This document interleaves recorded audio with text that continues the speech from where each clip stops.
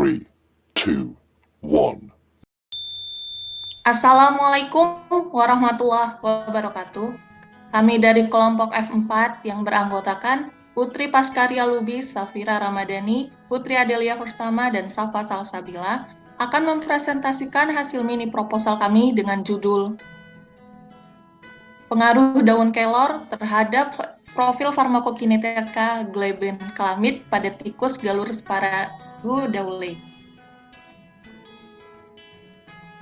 Hal yang pertama yang akan kami bahas yaitu mengenai subjek uji. Subjek uji yang digunakan yaitu tikus putih jantan Gallus paragudaule yang dibagi menjadi dua kelompok perlakuan, yaitu kelompok kontrol dan juga kelompok perlakuan. Kelompok kontrol diberikan glibenclamid 5 mg per kilogram berat badan secara oral. Kelompok perlakuan diberikan glibenclamid 5 mg per kilogram berat badan dan ekstrak daun kelor 200 mg per kilogram berat badan secara oral. Selanjutnya, kriteria inklusi dan kriteria eksklusi. Kriteria inklusinya yaitu tikus putih jantan Gallus paragudaule berusia 2-3 bulan dengan berat badan 200-300 gram dengan spesifikasi sehat dan beraktivitas normal. Lalu, kriteria eksklusinya, tikus putih jantan Gallus paragudaule stres selama penelitian, tikus putih jantan Gallus paragudaule sakit selama penelitian, dan tikus putih jantan Gallus paragudaule mati selama penelitian.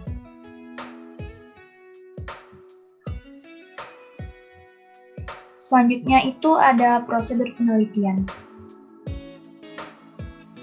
Prosedur penelitiannya itu ada pembuatan larutan stok, pembuatan kurva baku, uji perlakuan, preparasi sampel, dan penetapan parameter validasi.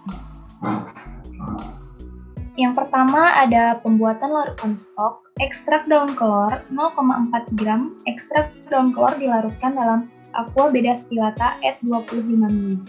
Kemudian, glibenclamid 10 mg serbuk dilarutkan dalam aqua bidestilata et 25 ml dan disonikasi selama 30 menit.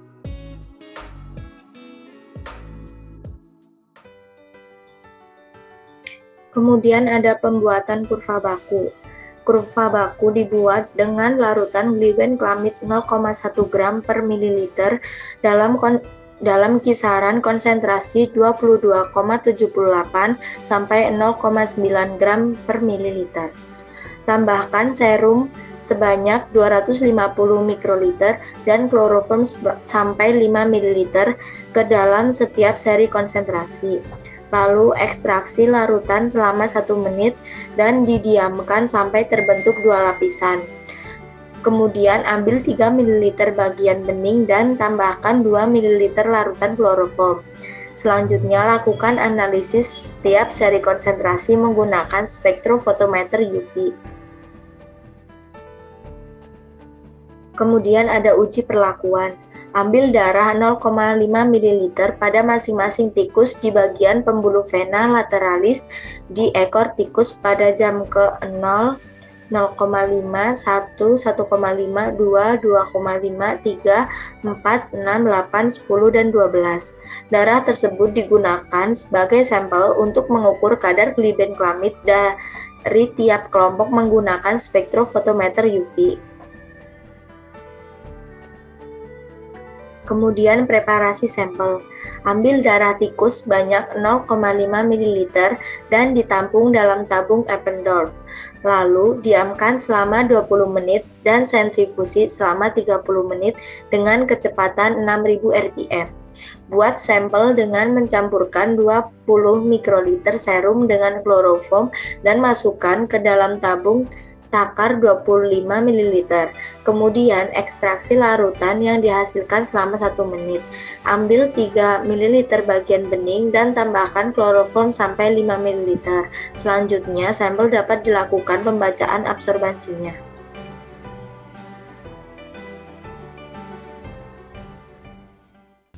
Selanjutnya, penetapan kadar parameter validasi. Presisi, kadar dihitung dari nilai RSD dengan syarat keberterimaan kurang dari 15%. Akurasi, kadar dihitung nilai perolehan kembali dengan syarat keberterimaan 85-115%. Kemudian LOD, mencari kadar terkecil glibenclamid yang masih dapat dideteksi oleh spektrofotometri UV.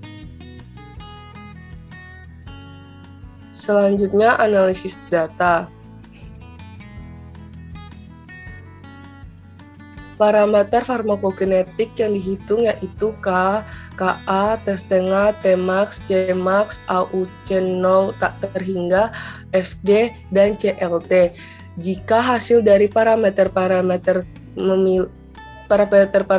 tersebut memiliki nilai P lebih dari 0,5, maka daun kelor tidak memiliki pengaruh yang signifikan terhadap profil farmakokinetika glibenclamid.